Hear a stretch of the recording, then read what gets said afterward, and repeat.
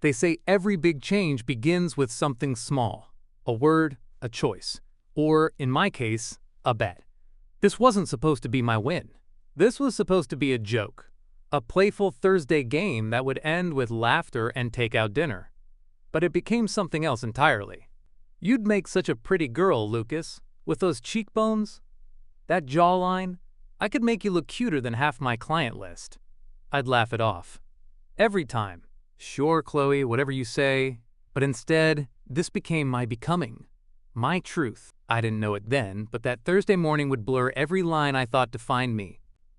That Thursday morning, standing in front of my bedroom mirror, I saw someone I could never unsee. Someone who'd been waiting beneath the surface all along, patient as morning fog, quiet as held breath. I'm Lucas, 32 years old, software developer, married for 2 years, the kind of guy who orders the same coffee every morning and color codes his closet by season. Comfortable, predictable, safe, and I never thought I'd choose this. Let me take you back to the before. The version of me that existed in comfortable routines and predictable rhythms. My wife Chloe is everything I'm not. Where I'm measured, she's spontaneous. Where I'm quiet, she's a storm wrapped in perfume and laughter. She owns a beauty salon downtown, Radiance, she calls it, where she transforms people daily with brushes and colors and that infectious confidence she carries like a signature scent. We met at a friend's wedding.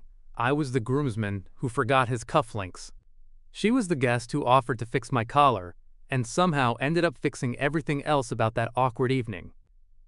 3 years later, I was standing at the altar watching her walk toward me in a red dress that stopped my heart mid-beat. Our marriage was good. Is good. We laugh more than we argue. We finish each other's sentences. We have Friday movie nights and Saturday morning pancakes. We're that couple that other couples call goals on social media. But there was something Chloe always teased me about. Something that became a running joke between us. A gentle prod she'd make with a smile in her eyes. "You'd make such a pretty girl, Lucas. With those cheekbones, that jawline, I could make you look cuter than half my client list." I'd laugh it off. Every time. Wave it away like smoke. "Sure, Chloe, whatever you say." But she never let it go completely. It would resurface during lazy Sunday afternoons, during commercial breaks, during those quiet moments when her artist's eye would trace my features like she was solving a puzzle I didn't know existed. That Thursday was a public holiday, one of those rare gifts in the calendar where the world pauses and you remember what it feels like to breathe slowly. Sunshine poured through our bedroom curtains like liquid gold. The smell of coffee drifted up from the kitchen where Chloe had been experimenting with her new French press. Everything felt soft around the edges, unhurried, permission granted to just exist. I was scrolling through my phone, half awake, when Chloe appeared in the doorway with that look, the one that meant she had an idea, the one that usually led to spontaneous road trips or midnight baking experiments or furniture rearranged at 2 a.m. "I'm bored," she announced, flopping onto the bed beside me. "Let's do something fun." "We could go for a hike," I suggested, knowing even as I said it that hiking wasn't the kind of fun she meant. "Boring," she poked my shoulder. "Let's play a game. Or make a bet. Something interesting." I should have known better. I should have recognized the spark in her eyes, the way her fingers were already dancing with unreleased creative energy. "What kind of bet?" I asked, already half regretting the question. She sat up, cross-legged, facing me with that smile that could sell ice to penguins. "I bet I can make you look absolutely gorgeous. Like, stunning. Beautiful enough to fool your own reflection." There it was again. The teasing. The challenge I'd deflected 100 times before. But something about that morning. Maybe it was the sunlight, maybe it was the coffee, maybe it was the way she looked at me like I was already her next masterpiece. Something made me pause. "And if you win this bet," I asked. "If I win, you have to admit I'm the most talented stylist in the city," she grinned. "And you have to let me post a before and after on my salon's Instagram." "Absolutely not the Instagram part." "Fine, just the admission then," I laughed. "And if you lose, I won't lose." Her confidence was absolute, unshakable. "But if somehow I do, I'll cook your favorite meal for a month. No complaints." I thought about it. I'd been deflecting this for years. Maybe if I just let her try, let her see that her magic had limits, she'd finally drop it. Maybe I'd look ridiculous and we'd laugh and move on. How bad could it be? "All right," I heard myself say, "you're on." I didn't know it yet, but the version of me I was about to meet would outshine every version that came before. Chloe actually squealed, and bounded off the bed like a kid on Christmas morning. Within minutes, she was back with her professional kit, the one she kept stocked with products that cost more than my monthly gym membership. "Sit," she commanded, pointing to the chair she'd dragged in front of our dresser mirror, "and close your eyes. No peeking until I'm done." I obeyed, settling into the chair while she bustled around me like a conductor preparing for a symphony. I heard bottles opening, brushes being selected, that familiar sound of her working, humming softly, lost in her element. "This is going to be amazing," she whispered, more to herself than to me. The first touch was cool. Foundation, I guessed, smooth against my skin. Her fingers were gentle, practiced, moving with the confidence of someone who'd done these 10,000 times but never quite like this. She worked in silence for a while, broken only by her humming and the soft sounds of makeup application. I kept my eyes closed like she'd instructed, feeling oddly peaceful. There was something meditative about it. Surrendering control. Letting someone else shape you, literally. "You have great skin," she murmured. "I forget that sometimes. You never let me appreciate your bone structure." I felt the brush strokes, soft as whispers, erasing what she called my masculine edges. Contouring, I realized, sculpting shadow and light, creating dimensions that weren't there before, or revealing ones that always were. Warm blush touched my cheeks. Something sparkled near my eyes. Eyeshadow, probably. Her fingers smoothed, blended, perfected. Time became elastic. 5 minutes felt like 20. 20 minutes felt like 5. "Almost done," she said, her voice carrying that note of pride I recognized from when she showed me photos of her favorite client transformations. "Just the lips and there." Silence. I could feel her stepping back, appraising. "Oh my God," she breathed. "Lucas, oh my God." "Can I look?" I asked. "Yes, look." I opened my eyes, and the world shifted. The person staring back at me from the mirror wasn't a joke. Wasn't an experiment. Wasn't my wife's parlor trick to prove her skills. It was someone I recognized in a way that made my breath catch. Soft, luminous skin where mine had been. Eyes that seemed larger, framed by subtle shadow that made them look like they held secrets. Cheekbones that created angles I'd never noticed. Lips shaped and colored into something delicate and full. But it wasn't just the makeup. It was something in the eyes. Something in the expression. Recognition. Not shock. Not surprise. Recognition, like seeing a photograph of yourself from a life you'd forgotten living, like remembering a dream that had been yours all along. "Lucas?" Chloe's voice was quiet beside me. "Are you okay?" I couldn't speak, couldn't form words around what I was feeling. She'd erased the day's shadows, yes, but she'd revealed something underneath, something that had been waiting there, patient and quiet, for 32 years. "You look," Chloe trailed off, searching for the word. "Beautiful. You look absolutely beautiful." I laughed. Nervous. A little breathless. "It's just makeup." But it wasn't just makeup. And we both knew it. I tilted my head, watching how the light caught different angles. Touched my cheek, feeling the smooth texture. Smiled, just slightly, and watched how that smile transformed in this new context. The person in the mirror smiled back, and for the first time, I smiled without pretending. And I felt something unlock inside my chest. "You win," I whispered. "You definitely win the bet." Chloe stood beside me, our reflections side by side. She was watching me watch myself, and there was something in her expression I couldn't quite read. Surprise, maybe. Wonder. Something else. Then I did something I never thought I'd do. Something I never thought I'd want. "Chloe," I said, my voice barely above a whisper.